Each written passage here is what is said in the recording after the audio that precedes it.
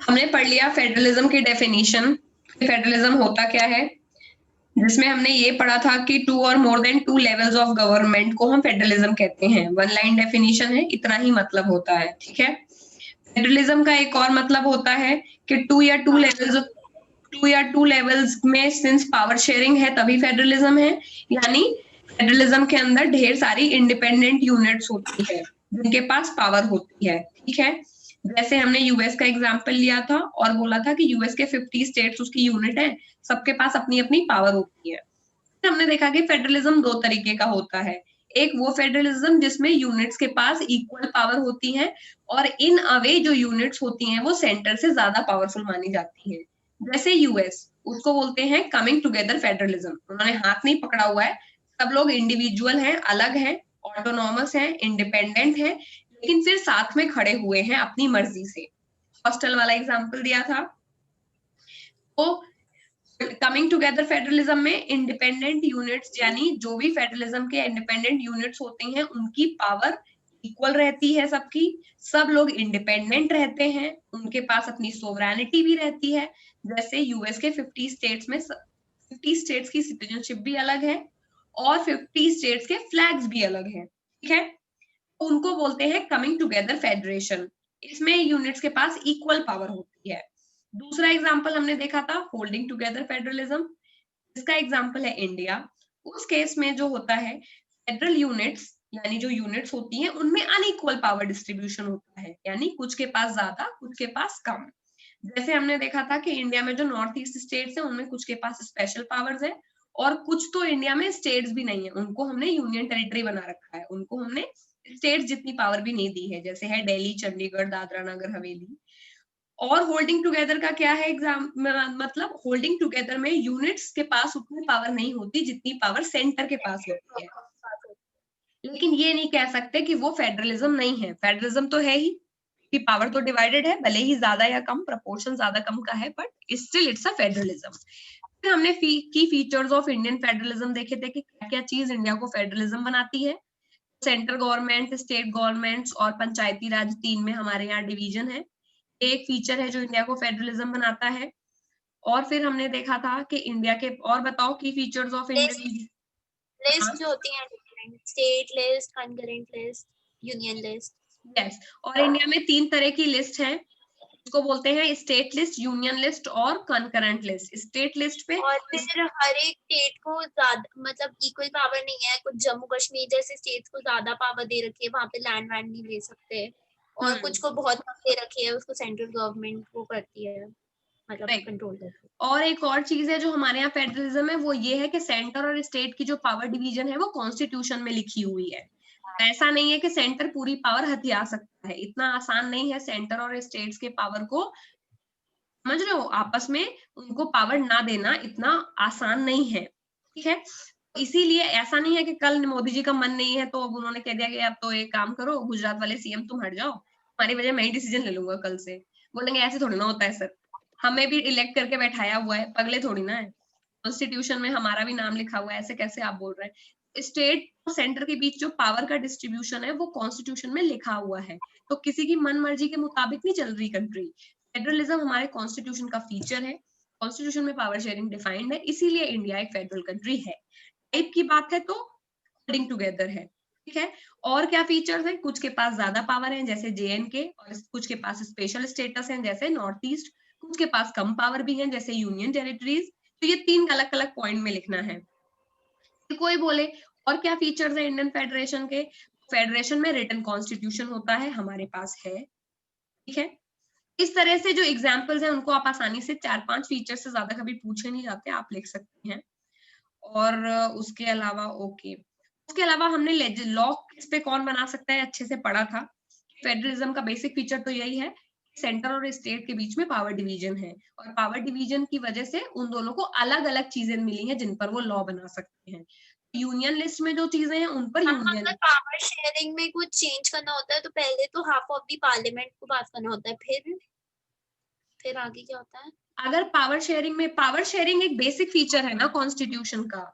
Constitution में एक principal है कि जो भी बहुत इंपॉर्टेंट चीजें हैं जिनको बेसिक फीचर बोलते हैं, मैं डिटेल में नहीं बताऊंगी, वरना बहुत बड़ा टॉपिक है एक्चुअली। बट कुछ चीजें ऐसी हैं जो इतनी इंपॉर्टेंट है जिनको केवल और केवल यूनियन पार्लियामेंट नहीं चेंज कर सकती। फॉर एग्जाम्पल, कल को इंडिया के कॉन्स्टिट्यूशन में कोई मेजर चेंज करना है, इतना मेजर चेंज जिससे पूरी कंट्री इंपैक्ट हो सकती है। उस केस में ये नहीं कि मोदी जी की पार्लियामेंट दिल्ली में बैठी हुई अकेले डिसीजन ले लेगी। उस केस में उन्हें पहले वहां एक अपना पास कराना पड़ेगा बिल, क्योंकि कोई भी आपको कानून बनाना होता है उसके लिए आपको संसद में पहले एक बिल, जिसको ड्राफ्ट बोलते हैं, उसको पेश करना होता है। उस ड्राफ्ट पे सब लोग वोटिंग करते हैं, अगर किसी को पसंद आया तो वोटिंग होगी। वोटिंग होने के बाद में अगर वोटिंग रिक्वायर्ड, जिसे 50% से ज्यादा मेजोरिटी बोलते हैं, उतने वोट मिल गए तो वो बिल पास मान लिया जाता है। उस बिल पे फिर प्रेसिडेंट को भेजते हैं, उस पे साइन होता है, प्रेसिडेंट ने साइन कर दिया तो वो एक्ट बन जाता है। सारे एक्ट ऐसे ही बनते हैं, ठीक है। Vehicles act, traffic act, women violation act, domestic violation act, dowry act, सारे एक्ट ऐसे ही पास होते हैं। सबसे पहला प्रोसीजर है कि पार्लियामेंट में एक बिल रखा जाएगा। बिल का मतलब एक डॉक्यूमेंट जिस पे लॉ बनाना है, उस पे सब लोग वोटिंग करेंगे। अब अगर कोई बहुत इंपॉर्टेंट, क्या होता है मैम रेक्टिफाइड? रेक्टिफाई का मतलब यही होता है कि, अच्छा, रेक्टिफाई का मतलब एक्सेप्टेंस देना, वही बताने वाली हूँ। अगर कोई बहुत इंपॉर्टेंट बिल है, तो अभी नॉर्मल बिल क्या होता है, नॉर्मल बिल मान लो डोमेस्टिक वायलेंस पे बनाना है, ये डेटा आया और डेटा में ऐसा है कि भाई बहुत ज्यादा औरतें पिट रही हैं इंडिया में, तो हमें कानून बनाने की जरूरत है, वरना तो पिटती रहेंगी, ऐसे तो बहुत दिक्कत है। कानून बना दिया पार्लियामेंट ने। अब वो पार्लियामेंट को कानून बनाने के लिए 28 और 29 स्टेट से परमिशन की जरूरत नहीं है। वो अपना लॉ पास करेंगे दिल्ली पार्लियामेंट में और वो कानून बन जाएगा। लेकिन कुछ चीजें इतनी ज्यादा इंपॉर्टेंट है कॉन्स्टिट्यूशन में जिसमें अकेले पार्लियामेंट भी लॉ नहीं बना सकती, और यही फेडरलिज्म का बेसिक फीचर है। मतलब नॉर्मल चीजों में तो आप बना सकते हैं लॉ, लेकिन अगर आप कॉन्स्टिट्यूशन को ही चेंज करना चाहे, कल मेरा मन है, मोदी जी का मन है कि एक काम करते हैं, पार्लियामेंट के पास तो पावर है ही और पार्लियामेंट में हमारी मेजोरिटी है, तो क्यों ना पूरा कॉन्स्टिट्यूशन ही बदल दे। जो भी कोई भी बिल ले आएंगे और उसको पार्लियामेंट में पास करा लेंगे, क्योंकि अपने पास तो 300 प्लस मेंबर्स हैं। मेजोरिटी के लिए तो कितने चाहिए, 275 ही चाहिए, हाँ बस 300 है। एक काम करते हैं, कल कॉन्स्टिट्यूशन बदलने का बिल ले आते हैं। ऐसे नहीं होता। अगर ट्रैफिक का लॉ लाओगे, डाउरी का लॉ लाओगे, पनिशमेंट का, क्राइम का लॉ लाओगे, वो तो पास हो जाएगा। लेकिन अगर कॉन्स्टिट्यूशन को ही चेंज करने के लिए कोई लॉ लाओगे तो कम से कम 50% स्टेट से रेटिफाई कराना पड़ता है। यानी पहले वो लॉ पार्लियामेंट पास करेगी, उसके अलावा मिनिमम 29 का आधा हुआ 14.5, मिनिमम 15 स्टेट्स को उस पे साइन कर। अब तो 28 स्टेट्स हो गए, जम्मू एंड कश्मीर तो स्टेट रहा नहीं, तो 28 स्टेट्स के हाफ यानी 50% स्टेट्स, यानी 14 स्टेट्स में भी वो जाएगा। 14 स्टेट्स की लेजिस्लेटिव असेंबली में वो बिल जाएगा। हर एक स्टेट में भी एक लेजिस्लेटिव असेंबली होती है, वहां पर भी उस पर वोटिंग होगी, तब जाके वो कानून बनेगा। समझ गए? जो कॉन्स्टिट्यूशन में बहुत बड़े चेंज होते हैं उसमें आपको स्टेट से भी परमिशन लेनी होती है, और यही किसका फीचर है, फेडरलिज्म का। यानी उनके पास इतनी पावर है कि अगर आप बहुत बड़ा कुछ चेंज करना चाहे कंट्री में तो पार्लियामेंट भी अकेले नहीं कर सकती, उसके लिए स्टेट से भी उनको परमिशन लेनी होगी। इसको ही बोलते हैं फेडरलिज्म, ठीक है। वरना सब लोग तो बोलेंगे कि बस सेंट्रल गवर्नमेंट के पास ही पावर है, स्टेट के पास है ही क्या। सेंट्रल गवर्नमेंट के पास में normal day to day functioning में ज्यादा पावर है, बट जब इमरजेंसी या बड़े मैटर्स की बात आती है तो स्टेट्स को भी पावरफुल माना गया है। यही है फेडरलिज्म। हाँ, पर वो जब आर्टिकल हटाया था तब तो ये सब कुछ नहीं हुआ होगा इतना। आधार एक्ट में, आधार एक्ट को मनी बिल की तरह पेश किया गया था। जैसे हर लॉ में लूप होल होता है, हमारे कॉन्स्टिट्यूशन में भी लूप होल है। जो मनी बिल के मैटर्स होते हैं उसमें जरूरी नहीं है, उसमें तो राज्यसभा की भी मंजूरी जरूरी नहीं है। वरना बीजेपी की तो मेजोरिटी राज्यसभा में भी नहीं थी, केवल लोकसभा में ही थी। नॉर्मली बिल दोनों सभा में पास होना चाहिए। पहले लोकसभा में पास होता है जिसको लोअर हाउस बोलते हैं, यानी लोगों की सभा, यानी पीपल्स असेंबली। फिर उसके बाद राज्यसभा में जाता है जिसका इंग्लिश में नाम है राज्य, मतलब स्टेट असेंबली। तो पहले वो लोकसभा में पास होता है बिल, राज्यसभा में पास होता है, फिर प्रेसिडेंट साइन करते हैं नॉर्मल लॉ में। और अगर ये सब तो नहीं पूछेंगे ना पार्लियामेंट में कितने मेंबर्स होते हैं और ये सब, ये तो 9th में पढ़ा था, याद नहीं उसका। नहीं, बहुत इजी है याद करना। राज्यसभा में 245 मेंबर्स हैं, लोकसभा में 545 मेंबर्स हैं, ठीक है। इतने मेंबर्स हैं दोनों स्टेट्स में। लोकसभा में टोटल पार्लियामेंट में 545 प्लस 245, पार्लियामेंट में दोनों सदन होते हैं ना, राज्यसभा लोकसभा को कंबाइंड पार्लियामेंट बोलते हैं, ठीक है। तो नॉर्मल केस में क्या होता है कि बिल दोनों जगह पास होने चाहिए, लेकिन मनी बिल का मैटर में आपको राज्यसभा से पास नहीं कराना। तो अगर नॉर्मल बिल होता राज्यसभा से वो रिजेक्ट हो सकता था, लेकिन बीजेपी ने मनी बिल की तरह इंट्रोड्यूस कर दिया आधार एक्ट को, तो उनको राज्यसभा से भी परमिशन नहीं लेनी पड़ी और अकेले ही पास करा लिया उन्होंने। समझ गए? तो कुछ कुछ हमारे कॉन्स्टिट्यूशन में ऐसे प्रोविजन है जिसमें सेंटर को ज्यादा पावर दे दी गई है और ये लोग उसका फायदा टाइम टू टाइम उठाते रहते हैं। ठीक है? मान लो किसी का मन होता है कि हमें किसी को कंसल्ट नहीं करना, तो वो नॉर्मली एक्ट को मनी बिल की तरह इंट्रोड्यूस कर देते हैं। ओके, मैंने 3 लिस्ट के बारे में बताया था, एक थी यूनियन, स्टेट और कॉन्करेंट। यूनियन का मतलब जिन लिस्ट के अंदर जो सब्जेक्ट लिखे हुए हैं उस पर लॉ बनाने का अधिकार पार्लियामेंट का है। पार्लियामेंट मतलब राज्यसभा प्लस लोकसभा। ठीक है? मतलब सेंट्रल गवर्नमेंट का। Central ma'am government. क्लास कब स्टार्ट हुई है? 5 मिनट हुए हैं, अभी लास्ट क्लास का रिवीजन चल रहा है, कुछ नया नहीं पढ़ाया मैंने। अच्छा, ओके, फिर है स्टेट लिस्ट। स्टेट लिस्ट का मतलब है कि जो जिस पे जो सब्जेक्ट है उस पे लॉ बनाने का राइट केवल स्टेट के पास है। ठीक है? स्टेट मतलब जैसे यूपी, एमपी, हर एक स्टेट को वो सब्जेक्ट मिलेंगे। यूपी वाले अपने लिए अलग लॉ बना सकते हैं, उस मान लो एग्रीकल्चर स्टेट का सब्जेक्ट है, एग्रीकल्चर पे यूपी में लॉ अलग हो सकता है, एमपी में लॉ अलग हो सकता है, राजस्थान में अलग लॉ हो सकता है, क्योंकि वो स्टेट का अपना सब्जेक्ट है। हर एक स्टेट का सीएम यानी उनकी असेंबली, स्टेट असेंबली अपने हिसाब से उस लॉ को बना सकती है। ठीक है? स्टेट लिस्ट का ये मतलब है। लेकिन अगर वो लॉ सेंटर ने बनाया है तो वो पूरी कंट्री में एक ही होगा। ठीक है?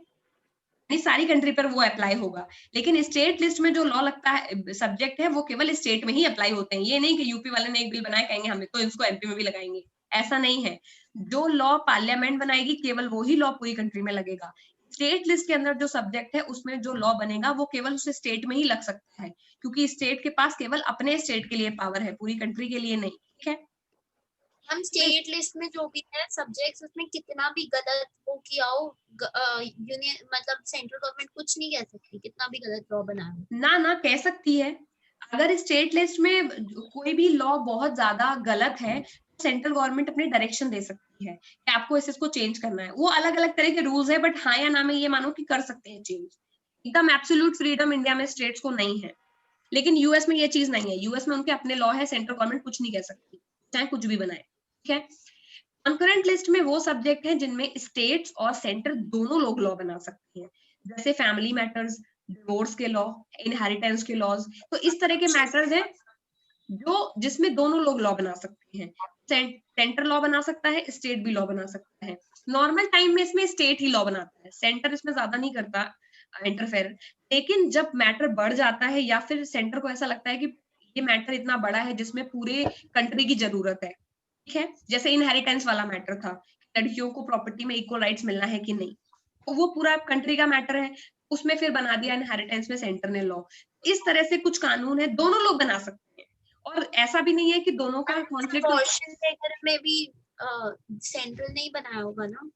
इस पे बेटा अबॉर्शन पे भी सेंटर नहीं बनाया है। ऐसे कुछ कुछ इंपॉर्टेंट भाई, नॉर्मली क्या होता है ना, स्टेट वाले अपने हिसाब से लॉ बनाते रहते हैं, लेकिन सेंटर को कुछ मैटर्स बहुत इंपॉर्टेंट लगते हैं, जैसे गर्ल चाइल्ड को नहीं मारा जाना चाहिए, वो बहुत बड़ा मैटर है, तो उस पर लॉ बना दिया। लड़कियों को इक्वालिटी मिलनी चाहिए, उनको इक्वल राइट मिलनी चाहिए प्रॉपर्टी पे, तो उस पर लॉ बना दिया। जो मैटर बहुत इंपॉर्टेंट लगता है सेंट्रल गवर्नमेंट को कॉन्करेंट लिस्ट पे, उस पे वो लॉ बना देते हैं। छोटे छोटे मैटर्स। मैम अगर पूछेंगे कि सबसे ज्यादा पावरफुल मतलब किसका वो होगा, हम यूनियन लिस्ट वाला का बोलेंगे ना? यस, ज्यादा पावरफुल सब्जेक्ट यूनियन लिस्ट में दिए हुए हैं, क्योंकि यूनियन लिस्ट में इंपॉर्टेंट मैटर जो पूरी कंट्री को इम्पैक्ट करते हैं ऐसी चीजें लिखी हैं, जैसे करेंसी, फॉरेन एक्सचेंज, मतलब बैंकिंग। अब बैंकिंग पे अगर गलत लॉ बन गया तो कंट्री की इकोनॉमी पूरी बैठ जाएगी। तो ये जो इंपॉर्टेंट मैटर्स है, डिफेंस, बड़े मैटर्स यूनियन को दे रखे हैं, तो ज्यादा पावरफुल वही है। ठीक है? हम ये सब याद करना पड़ेगा कि कौन सी लिस्ट में क्या क्या है। एक दो एग्जाम्पल के लिए तो वो तो ऐसे ही याद हो जाएगा ना। डिफेंस कितना बड़ा मैटर है, डिफेंस तो सबसे बड़ा मैटर है। डिफेंस, करेंसी, बैंकिंग, तीन याद कर लो बस। ठीक है? और उसका एग्जाम्पल कर लो, DCP, Delhi crime branch, D for defence, C for currency, B for banking. ऐसे शॉर्ट्स बना लिया करो ना, तो उससे इजिली याद हो जाते हैं, वो एंड टाइम पे सब बता मैम अगर कभी कॉन्करेंट लिस्ट ने कोई लॉ बनाया और यूनियन लिस्ट को वो पसंद नहीं आ रहा, तो उनके पास पावर होती है वो हटाने की? हाँ, अगर दोनों लोग के लॉ लड़ रहे हैं, कॉन्करेंट लिस्ट पे दोनों को बनाने का राइट है, स्टेट भी बना सकता है, सेंटर भी। अगर दोनों के लॉ में कॉन्फ्लिक्ट हो रहा है तो सेंटर वाला लॉ प्रिवेल करेगा, यानी प्रिवेल मतलब वो ठहरेगा, दूसरे वाले को जाना होगा, इट हैज टू गो। ठीक है, नॉर्मल केस में सेंट्रल गवर्नमेंट पूरी कोशिश करती है कि उसकी स्टेट गवर्नमेंट के साथ कोई कॉन्फ्लिक्ट ऑफ इंटरेस्ट ना हो, यानी झगड़ा ना हो, इसीलिए वो लॉ सोच समझ के बनाते दोनों लोग कि झगड़ा ना हो। लेकिन बाई चांस अगर कभी कॉन्फ्लिक्ट आता है तो सेंटर का लॉ ज्यादा वैलिड है। ठीक है, अगला हमारा टॉपिक है how the federalism is practised. ये क्वेश्चन ऐसा नहीं है जैसा हेडिंग दिख रही है। प्रैक्टिस का मतलब ये है कि इंडिया में किस तरह का फेडरलिज्म चलता है। इसका केवल 2 वर्ड का आंसर है। इंडिया का फेडरलिज्म ऐसा है जो डाइवर्सिटी को पहचानता है। क्योंकि फेडरलिज्म का मतलब क्या है, आपको अपनी यूनिट्स को इंडिपेंडेंट रहने देना चाहिए। अगर आपने सबको ही अपने जैसा बना दिया तो क्या वो फेडरलिज्म है? नो मैम, नहीं है। पावर शेयरिंग फेडरलिज्म है, मतलब जितनी मेरे को राइट है उतने उससे कुछ पावर मेरे को आपको देनी पड़ेगी, ज्यादा ना सही कम सही, बट पावर आपके पास भी होनी चाहिए। सिंस इंडिया डाइवर्स कंट्री है, इंडिया कंट्री में फेडरलिज्म में हम हर एक स्टेट के कल्चर को पहचानते हैं। ऐसा नहीं कि पंजाब वालों से कह दे कि अब तुम भांगड़ा करना बंद कर दो क्योंकि ये मुझे पसंद नहीं आ रहा, तो पार्लियामेंट में ऐसा कोई बिल नहीं आ सकता कि अब पंजाबियों को अब से भांगड़ा अलाउड नहीं है। समझ गए? फेडरलिज्म का मतलब ये है कि आपको जो उनका कल्चर है उसको आपको एक्सेप्ट करना है और उनको उस हिसाब से पावर भी देनी है। और यही रीजन है कि इंडिया में फेडरलिज्म में हम डाइवर्सिटी को पहचानते हैं और एट द सेम टाइम हम पावर भी शेयर करते हैं। यानी हम लोग अलग अलग हैं, ये बात लिखनी है फेडरलिज्म में, लेकिन हम साथ रहना चाहते हैं। अलग अलग कैसे हैं? क्योंकि पंजाबी पंजाबी बोलते हैं, कल्चर डिफरेंट है हम लोगों का। तमिलनाडु वाले भरतनाट्यम करते हैं, तमिल बोलते हैं, सबके कल्चर अलग है, लैंग्वेज अलग है, तो हम लोग अलग अलग हैं। यूपी वाले खड़ी बोली बोलते हैं, साड़ी पहनते हैं, है कि नहीं? जम्मू एंड कश्मीर वाले डोगरी बोलते हैं, उर्दू बोलते हैं। ये इस तरह हर एक स्टेट की लैंग्वेज अलग है, सबका कल्चर अलग है, रहने का तरीका अलग है, खान पीन अलग है, सब कुछ अलग है। उसके बाद में भी हम एक कंट्री का पार्ट है, यही तो रियल फेडरलिज्म है।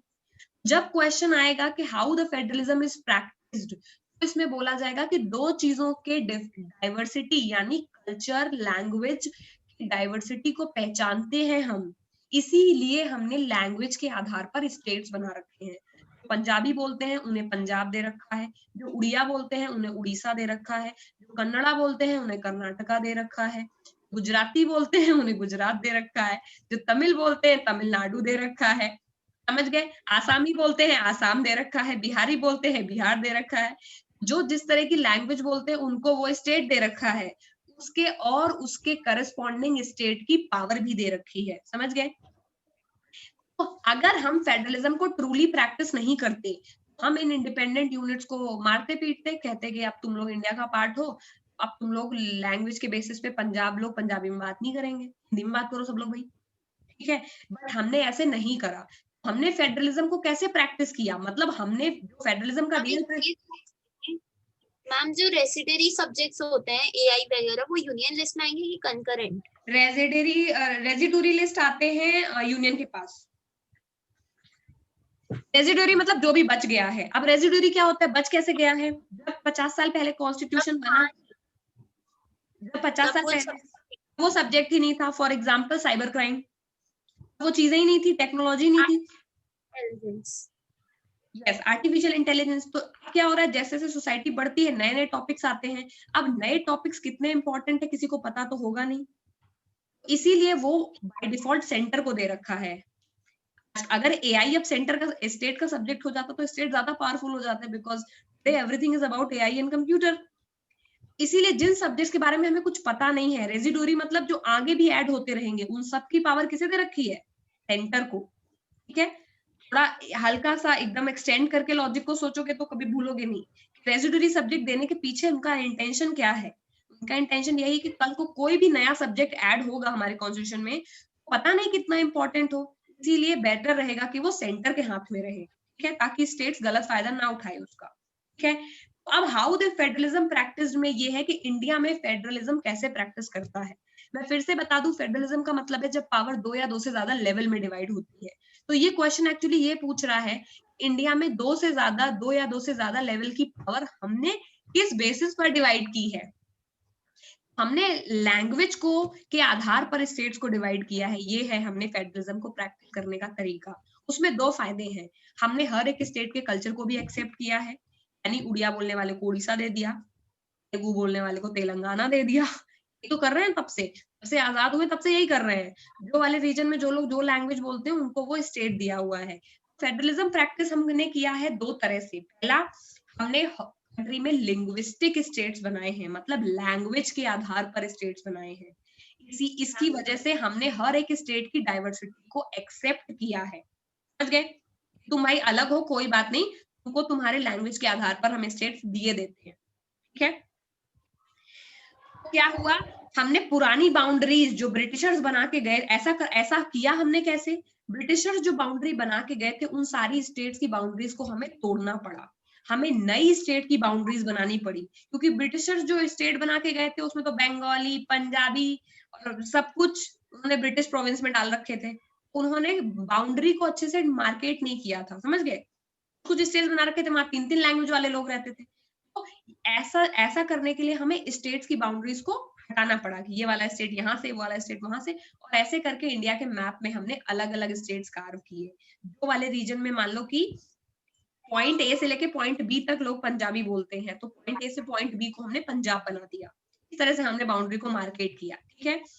लैंग्वेज के आधार पर हमने स्टेट्स को बनाया, और ऐसा करने के लिए हमें पुराने स्टेट्स की बाउंड्रीज को तोड़ना पड़ा, और जो लैंग्वेज लोग सेम बोलते थे उसके हिसाब से हमने स्टेट्स बनाया ताकि कंट्री डाइवर्स रहे लेकिन फिर भी यूनाइटेड रहे, एक साथ रहे सब। होगा उससे क्या बेटा? कम्युनिकेशन भी इजी होगा ना मैम उससे दो चीजें हुई। पहला, उससे कम्युनिकेशन इजी हो गया क्योंकि एक एरिया में रहने वाले लोग एक लैंग्वेज बोलने लगे, और कल्चर फेड भी नहीं होगा, समझ गए। मिक्स और मैच में क्या होता है, धीरे धीरे सब लोग एक कॉमन लैंग्वेज इंग्लिश बोलने लग जाते हैं, अपनी लोकल लैंग्वेज भूल जाते हैं, क्योंकि लोकल लैंग्वेज में बात करने वाले ज्यादा लोग अवेलेबल ही नहीं है। लेकिन जब एक ही लैंग्वेज के लोग रहे तो वहां पे कल्चर भी बच गया, उनका कल्चर बना रहा, और उनके एडमिनिस्ट्रेशन में आसानी हुई, क्योंकि एक लैंग्वेज वाले लोग आपस में अच्छे से बात कर सकते हैं, कम्युनिकेट कर सकते हैं, उससे लैंग्वेज आसान हो गया, कम्युनिकेशन आसान हो गया, एडमिनिस्ट्रेशन आसान हो गया, 3-4 चीजें आसान हो गई। प्लस हमारे को डाइवर्सिटी की फीलिंग भी आ गई, और हम यूनिटी तो हमारे में है ही, हमारे को ये सारी चीजें मिल गई और हम बन गए परफेक्ट फेडरल कंट्री। फिर बोलेंगे कि लैंग्वेज के बेसिस पे क्या क्या बनाया हुआ है, लिख डालो जो समझ में आए। तमिलनाडु, ये वो गुजरात, इतने तो है कुल एग्जाम्पल। लैंग्वेज, एथनिसिटी, कल्चर के हिसाब, सबके हिसाब से हमने स्टेट्स को डिवाइड किया है। अगला है लैंग्वेज पॉलिसी। हाँ बेटा? इसमें एक एग्जांपल दे रखा है कि कुछ स्टेट्स हैं जिनको कल्चर के बेसिस पे डिवाइड किया है, मतलब ज्योग्राफी वगैरह के। पर मैम झारखंड में तो झारखंडी लोग होते हैं, तो इसमें एथनिसिटी देखो, बिहार को झारखंड से अलग इसलिए किया गया था क्योंकि झारखंड में एथनिसिटी या ट्राइबल एरिया ज्यादा है, वरना जरूरत नहीं थी बिहार को झारखंड से अलग करने की, दोनों ही जगह लोग सेम लैंग्वेज बोलते हैं।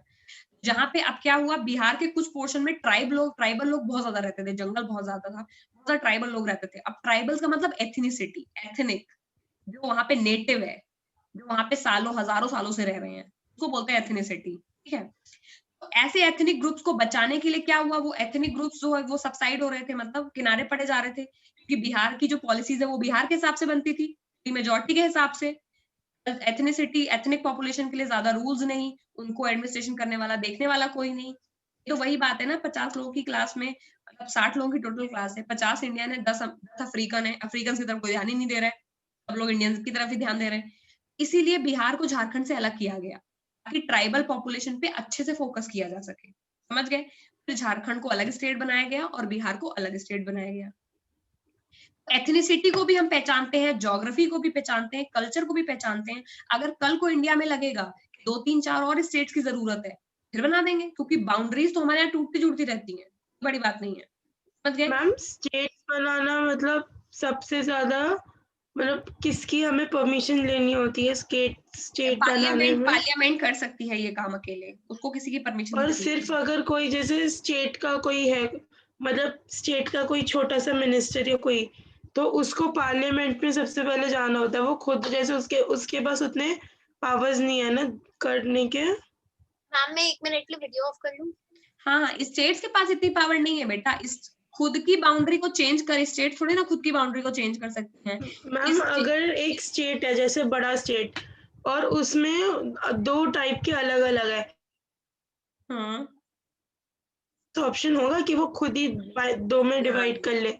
खुद में नहीं कर सकते, वो केवल सेंटर को डिमांड कर सकते हैं, केवल सेंट्रल गवर्नमेंट एक्सेप्ट कर सकती है। इतनी ऑटोनॉमी इंडियन फेडरलिज्म में नहीं दी गई है स्टेट्स को कि वो खुद अलग हो जाए। यही तो अभी कल से बता रहे हैं, फेडरलिज्म में उनकी इतनी आजादी नहीं है कि वो खुद अलग हो जाए किसी से, कि हम चलो निकले बाय बाय, ये वाला इलाका हमारा हुआ, वाला तुम्हारा हुआ। ये हम नहीं कर सकते क्योंकि ये हमारे फेडरलिज्म में अलाउड नहीं। हम लोग टुगेदर फेडरलिज्म है, सेंटर जो बोलेगा बड़े मैटर्स में, टूटने जुड़ने के मैटर्स में सेंटर की ही चलती है। अगला linguistic states, I hope clear है कि हमने कैसे फेडरलिज्म को प्रैक्टिस करते हैं। अगला है लैंग्वेज पॉलिसी, जो कि बहुत ही आसान है क्योंकि इंडिया में कोई भी ऑफिशियल लैंग्वेज है ही नहीं, नेशनल लैंग्वेज ही नहीं है। मतलब ऑफिशियल लैंग्वेज है, नेशनल लैंग्वेज नहीं है। नेशनल लैंग्वेज से मेरा मतलब है जिसको हम कंट्री की लैंग्वेज कह सके। हमने किसी भी लैंग्वेज को रिकॉग्नाइज नहीं किया, क्यों? क्योंकि डाइवर्सिटी इतनी ज्यादा है। जिन स्टेट्स में हिंदी नहीं बोलते उनको लगा कि उनके ऊपर हिंदी प्रेशराइज कर रहा है। राइट, क्योंकि जब इंडिया आजाद हुआ उस वक्त नियरली ओनली 30 to 35% लोग हिंदी बोलते थे, उसके अलावा बाकी लोग हिंदी जानते ही नहीं थे। तो कैसे कह सकते हैं कि हिंदी हमारी नेशनल लैंग्वेज हो सकती है? तो हर एक, हमारे यहाँ तो इतने स्टेट्स हैं और हर स्टेट की अपनी एक लोकल लैंग्वेज है, ये पढ़ाई हमने, ठीक है। इसी हिसाब से इंडिया की कोई नेशनल लैंग्वेज नहीं है। ऑफिशियल डॉक्यूमेंट्स के लिए दो लैंग्वेज को दिया गया, हिंदी इंग्लिश। हिंदी और हिंदी इंग्लिश। इंग्लिश क्यों? क्योंकि इंग्लिश बहुत टाइम से चल रही थी, ब्रिटिशर्स के टाइम से 200 सालों की हिस्ट्री थी इंग्लिश की, इसीलिए इंग्लिश को ऑफिशियल लैंग्वेज बनाया गया। और साउथ वालों की इंग्लिश कम्युनिकेशन के लिए बेटर थी। इंग्लिश इज अ ब्रिज जो साउथ को नॉर्थ से जोड़ती है, ठीक है। हिंदी इज नॉर्थ की लोकल लैंग्वेज है और उनकी कन्नड़ा, तमिल उनकी अपनी लोकल लैंग्वेज उधर है। इंग्लिश है जो सबको आती है, तो ऑफिशियल पर्पस के लिए इंग्लिश को जोड़ा गया है, ठीक है। हिंदी हमारी मदर टंग केवल 40% लोगों के लिए है। अभी भी मेजोरिटी के लिए हिंदी मदर टंग नहीं है। किसी को लगेगा कि 50% ज्यादा पॉपुलेशन हिंदी बोलती है, आप शायद हो गए होंगे कंसीडरिंग कि हम लोग किस स्पीड से बच्चे बोलती है बट पैदा मदर कर रहे टंग हैं। नहीं। बेटा बोलती तो होगी बट मदर टंग नहीं है उनकी। मतलब जैसे mother, I don't think so, क्योंकि यूपी की पॉपुलेशन 20 करोड़ है। हाँ, लेकिन यूपी, बिहार और राजस्थान को मिला दोगे तो अगर राजस्थानी को हिंदी में काउंट कर रहे हो तब तो हो ही जाएगी। वैसे मतलब राजस्थानी, गुजराती सब लोग की मदर टंग नहीं है, मतलब आधे लोग की, बट बोलते तो हैं। मतलब मैम जैसे कुछ लोगों की मदर, तुम ये कहना चाह रहे हो कि उनको लैंग्वेज की नॉलेज है, उनको लैंग्वेज की नॉलेज, उनका मदर टंग कुछ और है। हाँ, मदर टंग कुछ और है बट हिंदी भी बोलते हैं। हिंदी भी बोलते हैं ऑब्वियसली, बट जैसी हिंदी यूपी बिहार में बोली जाती है गुजराती, वैसी हिंदी थोड़ा बोलते, मतलब हाँ ठीक है, ये बात है कि हिंदी की नॉलेज नियरली 50% से ज्यादा 60% लोगों को होगी, क्योंकि पूरे नॉर्थ ईस्ट को तो हिंदी नहीं आती है। साउथ में भी लोगों को हिंदी नहीं आती है, केरला और तमिलनाडु में, कन्नड़ा में भी, कर्नाटका में भी बहुत, इनफैक्ट तेलंगाना और उड़ीसा और आंध्रा में भी लोगों को उतनी अच्छी हिंदी नहीं आती है जितना मैं साउथ में रही हूँ। मतलब टूटी फूटी वो बोल लेते हैं, काम चलाओ आ जाती है। गुजरात और राजस्थान वालों को ठीक ठाक हिंदी आती है, बाकी लोगों को सुनने भर की आती है, लिखनी विखनी उनके स्क्रिप्ट में नहीं है उनको। तो लैंग्वेज की जानकारी जो है मैम वो गलत थोड़ी नहीं है, क्योंकि यहाँ से जिन लोगों का मतलब वहाँ साउथ में जैसे यहाँ से कोई चला गया तो वो बहुत ऑड एंड आउट फील करता है। हाँ करता है, मैं भी करती थी। They used to talk in Tamil all the time and मुझसे वो बोलते थे कि आप भी सीख लो तमिल, बहुत अच्छी लैंग्वेज है। मैंने कहा भाई आप ही हिंदी सीख लो। बोले रहे हिंदी नहीं, आप हिंदी तो सीखना टफ है, तमिल तो कल्चरल लैंग्वेज है, हिंदी का तो क्या है। मैंने कहा ठीक है भाई। मैम हमारे ना स्कूल में मेरा मतलब इंग्लिश की वजह से 8:30 से हमारी कोई एक्टिविटी है तो शायद मैं 8:30 पे लीव कर दूं। हाँ कोई दिक्कत नहीं है, ठीक है। लैंग्वेज पॉलिसी की वजह से, हाँ बेटा, टेस्ट हाँ होगा, एक बार ही खत्म हो जाए ये दोनों चैप्टर खत्म हो जाए, दोनों चैप्टर खत्म हो जाए, संडे को दोनों चैप्टर के इकट्ठे टेस्ट होंगे। सिविक्स का? हाँ और क्या, जो खत्म होता जाएगा उसका लेते जाएंगे। अगर मान लो देखो, एक तो 3 महीने का ही टाइम है, टाइम हमारे पास है कम और टेस्ट है बहुत ज्यादा, हो सकता है कुछ चैप्टर्स के वाइवा ले लूं मैं, ठीक है।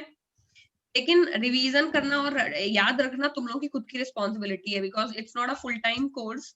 तो इसमें इतना नहीं हम एक्सपेक्ट कर सकते कि everything covered in detail. Self effort सबसे ज्यादा की है इस पूरे प्रोसेस में। जो चीज तुम्हें खुद पढ़ना है और जो नहीं समझ आ रहा तुम्हें वो क्लास में पूछना है, ठीक है। अगर ये सोचोगे कि 1 सब कुछ अभी पढ़ लूं, it would be very difficult for you, क्योंकि इतना ग्रास्प नहीं करता आपका ब्रेन। इसीलिए लॉन्गर टाइम स्टडी रिक्वायर्ड है। एक दिन में 10 घंटे पढ़ो, उससे बेटर है 10 दिन में 1-1 घंटे पढ़ो, वो ज्यादा बेटर रिटेन करता है। समझ गए? नॉर्मल ह्यूमन ब्रेन जैसे बायोलॉजिकल फंक्शन करता है वो बता रही हूँ। बाकी ज्यादा मगर वाई ले लेना ये टेस्ट, मतलब ये दोनों चैप्टर्स थोड़े वैसे हैं ना, इजी टाइप्स ना। हाँ, तो मैं तुम लोगों के हिसाब से ही चलूंगी। देखो इतना ज्यादा इस क्लास का स्ट्रेंथ नहीं है जिसके लिए ये बहुत सोचना पड़े। 4-5 लोग ही वाइवा में बैठेंगे तो मुझे वैसे भी पता चल जाएगा। जैसे 15-20-25 लोगों की क्लास होती है तो उसमें पता करना मुश्किल होता है, वाइवा लेना भी टफ होता है। मैम ये जो 2 चैप्टर्स है ना, तो इसमें रिटर्न से ज्यादा वो है, जैसे छोटे छोटे जो पॉइंट्स होते हैं कि सेंटर वाला वो वाला, तो अगर आप इसका वाइवा लोगे ना वो ज्यादा ठीक रहेगा, क्योंकि अगर आप क्वेश्चन आंसर्स लोगे तो वो आप लोगे 5-5 मार्क्स के, और उसमें फिर लिखने से अच्छा है कि आप जितना बोलते हो, कि अगर हमें बोलना आ जाता है तो हम वो लिख भी पाते हैं। ठीक है, तो आप इसका वाइवा ले लीजिए। वाइवा ही कर लेते हैं इन चैप्टर्स का। वाइवा एक काम कर, वेडनेसडे आप वाइवा ले लो, मतलब फिर संडे आप इंग्लिश का पेपर रख लेना अगर आपको रखना है तो। ठीक है, कोई दिक्कत नहीं है। सैटरडे वाइवा ले लेते हैं, संडे को इंग्लिश का पेपर कर लेंगे। इंग्लिश को तो देखो रिटर्न ही देना पड़ेगा, उसका वाइवा कोई सेंस नहीं बनता है। हाँ, इंग्लिश को रिटर्न होना पड़ेगा, कि इंग्लिश का वाइवा नहीं तो हम हो लोग जब सकता। तक, क्योंकि यहाँ पर सिंगल सब्जेक्ट का कुछ बच्चा 1-2 थे, बट आई थिंक कि ये सिंगल सब्जेक्ट वाले नहीं है तो बेटर ही है। सिंस यहाँ पर सारे लोग दोनों सब्जेक्ट ले रहे हैं तो हम आसानी से वो कर सकते हैं, अपना कोऑर्डिनेशन बहुत इजी रहता है। तुम एसएसटी का फिलहाल वाइवा लेते चलते हैं, ठीक है? इकट्ठे जब पेपर आप लोगों को ऑलमोस्ट आने वाले होंगे 2 महीने पहले, तब फिर हम इकट्ठे बोर्ड स्टाइल पे 3-3 घंटे के पेपर कर लिया करेंगे। हाँ, वैसे वो 2 ठीक है घंटे, मैम। तो उसमें प्रैक्टिस भी हो जाएगी और अभी रिवीजन भी चलेगा तो टफ नहीं होगा। वरना तुम लोग मैथ साइंस का भी टेस्ट दोगे, इसका भी टेस्ट दोगे, तो बस टेस्ट देते रह जाओगे। ठीक है? क्योंकि मैम हाँ संडे को साइंस का भी पेपर है, तो आप इसका वाइवा ले लोगे तो हमारे लिए इजी रहेगा थोड़ा। हाँ, कोई हाँ दिक्कत नहीं है मुझे। ठीक है, बस क्लास में अच्छे मैम, से। आप संडे को ले लेना। सैटरडे संडे को ओके, वो ले। अब मैं थोड़ा आगे बढ़ू, वरना आज भी फेडरलिज्म नहीं होगा। ठीक है, ओके। तो इंग्लिश जो है वो हमारी 1965 में ऑफिशियल लैंग्वेज है, जिसको उसको खत्म होना था, यानी 47 में हम आजाद हुए। तब हमने देखा कि हमारी कंट्री में तो ढेर सारे लोग बोलते हैं अलग अलग तरह की लैंग्वेज, केवल 40% लोग ही हिंदी बोलते हैं। अब ये लोग आपस में कैसे बात करेंगे? जब लॉ बनाना होगा तो पार्लियामेंट में कैसे बात करेंगे, क्या होगा? उस केस में ऑफिशियल लैंग्वेज के लिए हमने इंग्लिश को चूज करा, क्योंकि कंट्री में नॉर्मल सभी पढ़े लिखों को इंग्लिश आती थी और ऐसा माना गया कि पढ़े लिखे लोग ही लॉ बनाने बैठेंगे। 65 तक ये प्रोविजन चलना था और ये था कि धीरे धीरे करके हिंदी को प्रमोट करेंगे। हमने एम दिया अपने कॉन्स्टिट्यूशन में कि हम हिंदी को प्रमोट करना एम है हमारा। ऐसा नहीं है कि हिंदी 40% को आती तो केवल 40 को आनी चाहिए, नो। हमें उसे प्रमोट करके धीरे धीरे 60, 70, 80, 90 सबको हिंदी सिखानी है, ये पर्पस था। ठीक है, हमने 47 में इंग्लिश को ऑफिशियल लैंग्वेज चूज कर लिया। 65 में उसे खत्म होना था, मतलब 65 तक हमने चूज किया था कि हम 65 तक इंग्लिश यूज करेंगे, तक हम हिंदी को प्रमोट करके सबको हिंदी सिखा देंगे, फिर हम हिंदी में बात करेंगे। ठीक है, बट ऐसा हो नहीं पाया because of the obvious reasons, क्योंकि सिखाना इतना आसान नहीं है लैंग्वेज। इसीलिए फिर 65 के बाद हमने, अभी तक इंग्लिश हमारी ऑफिशियल लैंग्वेज है, वो बार बार बढ़ती रहती है और बार बार ड्यूरेशन उसका बढ़ाता रहते हैं। इट्स लाइक रिजर्वेशन, जो केवल 10 सालों के लिए आया था और बढ़ते बढ़ते 70 साल हो गए, वैसे ही ऑफिशियल लैंग्वेज इंग्लिश का स्टेटस है जो बढ़ता है और आज भी वो है। ठीक है, सेंट्रल गवर्नमेंट इंग्लिश हिंदी कुछ भी यूज कर सकती है, हमें पता है ये बात। स्टेट्स इंग्लिश के साथ अपनी कोई भी रीजनल लैंग्वेज यूज कर सकते हैं। फॉर एग्जाम्पल, अगर कर्नाटका की लेजिस्लेटिव असेंबली बैठी हुई तो वो कन्नड़ा में बात कर सकते हैं, अलाउड है उनको। ठीक है, और गुजरात वाले गुजराती में बात कर सकते हैं। स्टेट्स अपनी लोकल लैंग्वेज में असेंबली में भी बात कर सकते हैं और ऑफिशियल लैंग्वेज के लिए यूज भी कर सकते हैं उसको। इंग्लिश उनको एक और लैंग्वेज रखनी है और दूसरी वो गुजराती रख सकते हैं। ऐसे ही यूपी वाले हिंदी और इंग्लिश रख सकते हैं, तमिलनाडु वाले तमिल और इंग्लिश रख सकते हैं। तो इंग्लिश ऑफिशियल में सबके लिए कॉमन है, और उसके अलावा आप अपनी लोकल लैंग्वेज, या अगर आपको ऑप्शन में हिंदी रखना है तो आप हिंदी भी रख सकते हैं, कोई ऐसा मना नहीं है, बट अपनी लोकल लैंग्वेज रख सकते हैं। ठीक है, अलाउड है।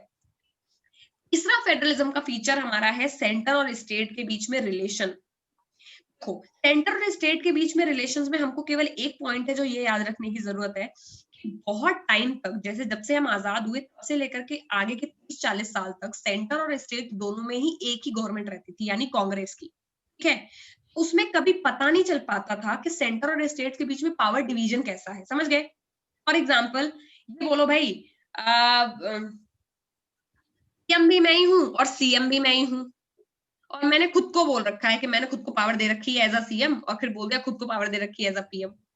समझ गए क्या कहना चाहती हूँ? यानी एक ही पार्टी सेंटर में भी रूल कर रखी है, वो उसी पार्टी के कैंडिडेट स्टेट्स में भी रूल कर रहे हैं, तो कभी पता नहीं चलता था क्योंकि वो एक ही पार्टी के मेंबर होते थे, तो पार्टी के हाई कमान के ऑर्डर पे वो काम करते थे, जैसे आज मोदी जी का सीन है। एक्चुअली में तो योगी जी को ज्यादा पावर हो, योगी जी की पावर होनी चाहिए स्टेट वाली, स्टेट लिस्ट वाली, मोदी जी को सेंटर वाली पावर होनी चाहिए, सेंट्रल लिस्ट वाली। लेकिन मोदी जी और योगी जी दोनों ही बीजेपी से हैं, तो क्या लगता है योगी जी किसकी सुनेंगे, फेडरलिज्म की कि मोदी जी की? उनको फेडरलिज्म से क्या लेना देना, हमारे माई बाप तो यही है, हम तो इन्हीं की सुनेंगे, फेडरलिज्म को जो करना है करें। एक ही पार्टी में एक ही पार्टी के मेंबर सेंटर और स्टेट में दोनों में होने का नुकसान ये होता है कि कभी पता नहीं चलता है कि फेडरलिज्म अच्छे से फंक्शन कर रहा है या नहीं। तब चलेगा जब सेंटर में कोई और हो और स्टेट में कोई और हो, है बात कि नहीं? अभी आपको कमियां पता चलेंगी कि सेंटर वाले इंटरफेयर कर रहे हैं, पावर दे भी रहे हैं कि नहीं, फंड दे रहे हैं कि नहीं, आपको अपने हिसाब से फंक्शन करने के लिए अलाउ कर भी रहे हैं कि नहीं।